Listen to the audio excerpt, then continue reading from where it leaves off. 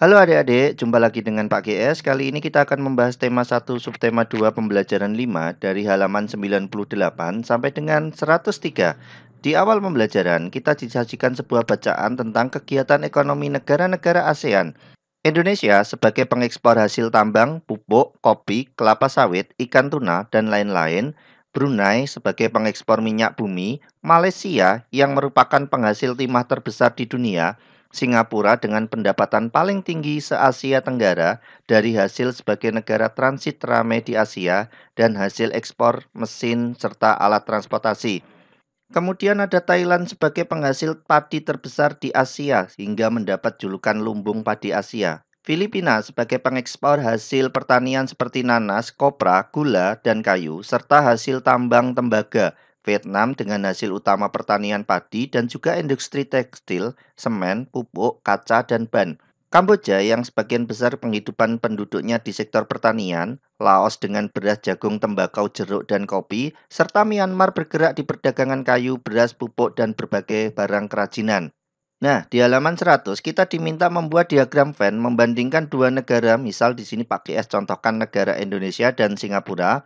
Perbedaannya adalah negara Indonesia menganut sistem ekonomi Pancasila, sedangkan Singapura menganut sistem ekonomi pasar yang maju.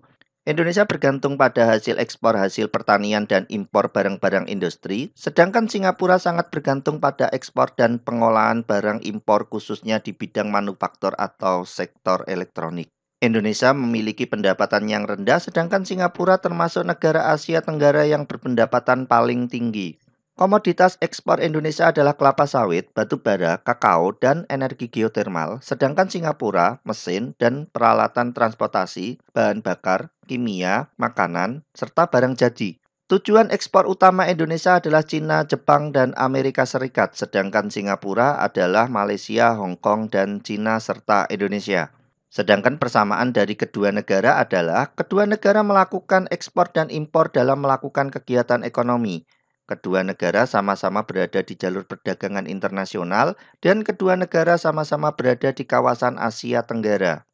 Lalu di halaman 101 kita diminta membuat operasi hitung dari angka 3, 4, dan 6 untuk menghasilkan 1, 8. Di sini bilangan 8 bisa kita dapatkan dari 4 kali 6 dibagi 3. Atau bisa juga 6 dibagi 3 dikali 4. Atau 3 kali 4 dikurangi 4 dan seterusnya. Nomor 2, 10. Untuk menghasilkan 10, maka kita bisa membuat operasi hitung seperti 4 ditambah 6 atau 4 dikali 4 dikurangi 6 dan seterusnya. Nomor 3, 6. Bisa dihasilkan dari operasi hitung 3 kali 4 dikurangi 6 atau 4 kali 6 dibagi 4 dan seterusnya. Lalu, di akhir pembelajaran, kita diminta menyelesaikan 3 soal operasi hitung campuran. Yang pertama adalah 3 ditambah 125 dibagi 25 sama dengan titik-titik. Sudah tahu kan mana dulu yang dihitung berdasarkan tarong kabataku? Ya, benar. Pembagian terlebih dahulu. Maka hasilnya adalah 3 ditambah 125 dibagi 25 terlebih dahulu sama dengan 3 ditambah 5 sama dengan 8.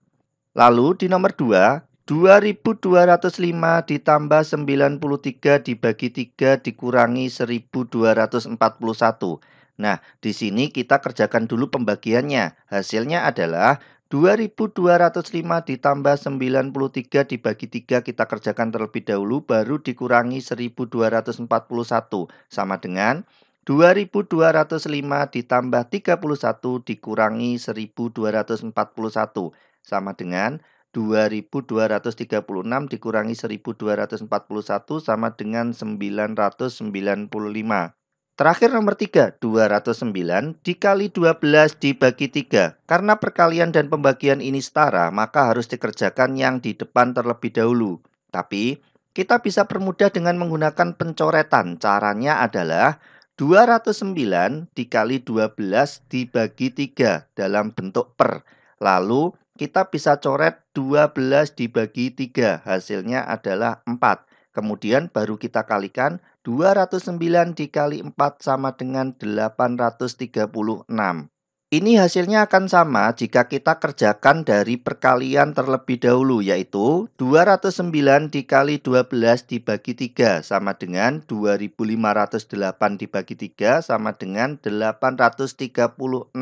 Nah, menurut kalian mana yang lebih mudah dalam menyelesaikan soal tersebut? Bagi yang punya pertanyaan, bisa ditanyakan di kolom komentar ya.